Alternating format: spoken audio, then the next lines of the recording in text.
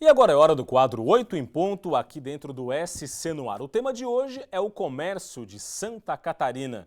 Hoje nós vamos conversar sobre uma região do comércio catarinense que abrange 25 cidades, mais de 7 mil empresas e que gera mais de 16 mil empregos diretos. Estou falando do Oeste Catarinense, a área de atuação do SICOM, o Sindicato do Comércio da região de Chapecó.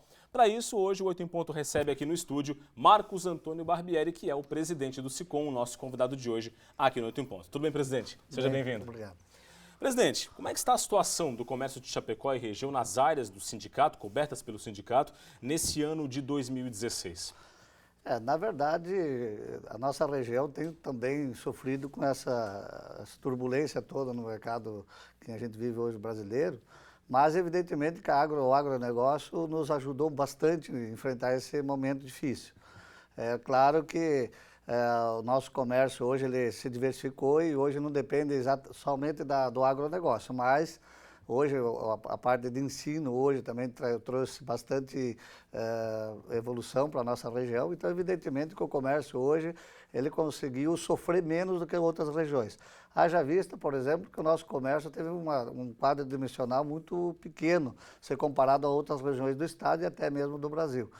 Então a gente vê hoje que Chapecó como um polo, né, principalmente não só Chapecó, como as 25 regiões a qual a gente representa, como uma região que está com dificuldade também na parte de serviços e também na parte de vendas em geral, mas que é uma região que a gente tem conseguido menos dificuldade em relação a outras em função desse quadro econômico que nos favorece.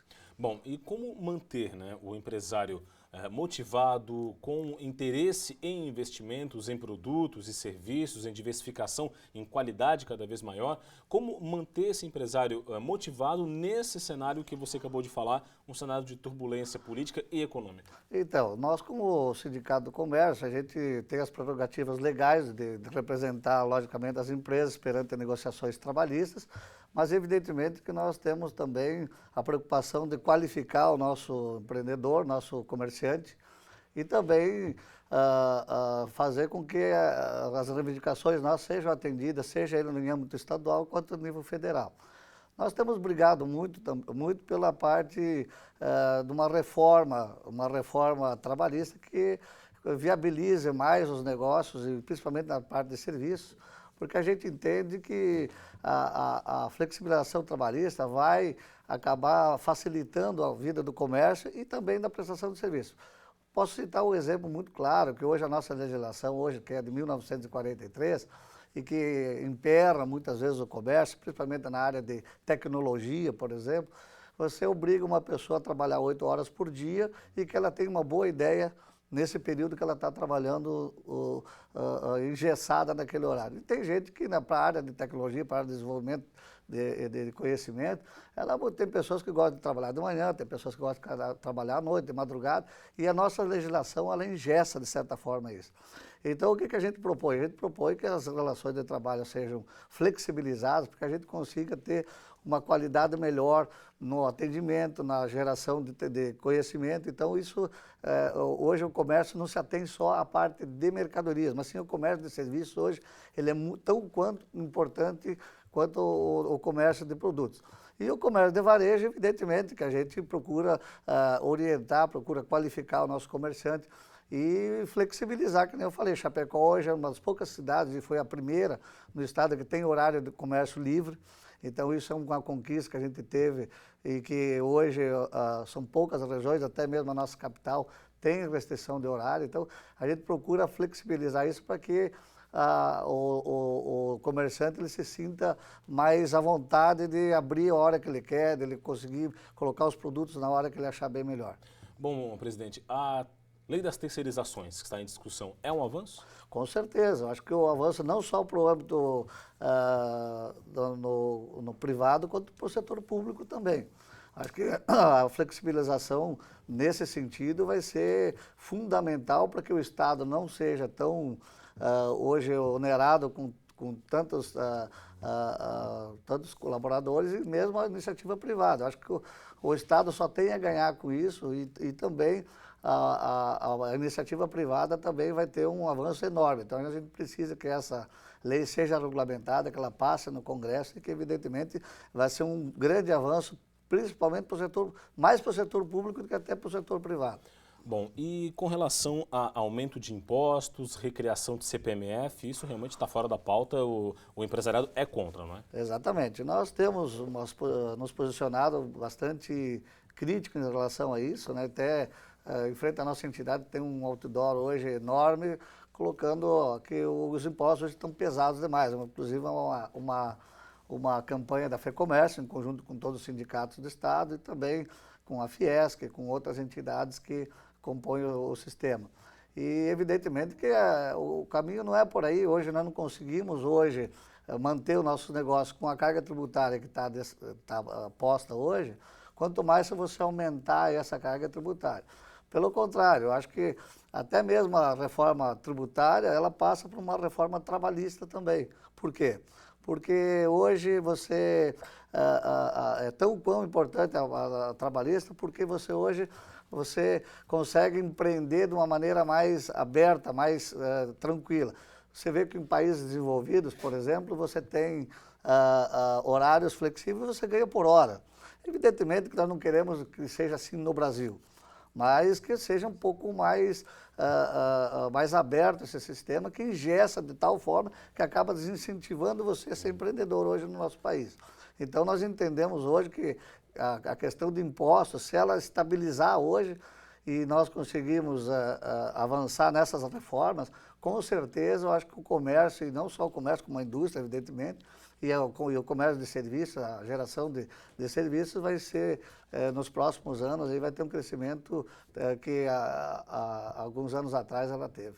O Brasil hoje tem, presidente, um governo provisório, não é? Um governo Exato. interino de Michel Temer. Qual a expectativa para esse governo? O que já se pode falar sobre as medidas que foram anunciadas pelo presidente interino, que ainda devem passar, claro, pela situação envolvendo a presidente Dilma Rousseff, que está afastada, mas o que já é possível falar sobre o que já foi anunciado de medidas pelo atual mandatário interino do país, Michel Temer?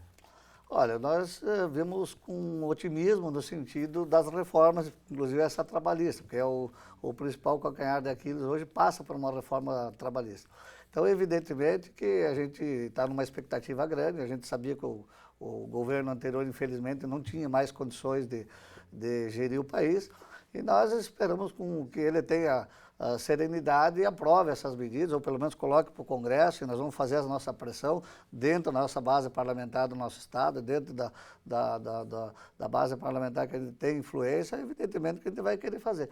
E isso não é questão de você tirar direito do empregado, pelo contrário, eu acho que a partir do momento que você tem regras claras, que você assume um compromisso de trabalho com uma determinada empresa, que você determina o horário, que você determina as regras claras que você acerta entre o empregado e o empregador, evidentemente que é uma questão de orgulho de cada pessoa de fazer esse tipo de coisa, ou seja, ela tem que ter essa serenidade para cumprir aquilo que foi exposto. É uma questão de ética pessoal, vamos dizer assim. E isso nós precisamos resgatar. Então, nós esperamos que as reformas venham a esse encontro, por quê?